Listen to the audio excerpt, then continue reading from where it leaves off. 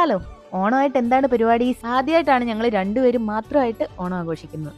ഇതിനു മുന്നേയുള്ള വർഷങ്ങളൊക്കെ വീട്ടുകാരുടെ കൂടെ നാട്ടിലായിരുന്നു. ഇന്നലെ കിടക്കുമ്പോൾ വരെ എൻ്റെ മനസ്സിൽ ഇന്ന് എണീറ്റിട്ട് സ്വന്തമായിട്ട് സദ്യയൊക്കെ ഉണ്ടാക്കണം എന്നായിരുന്നു പ്ലാൻ.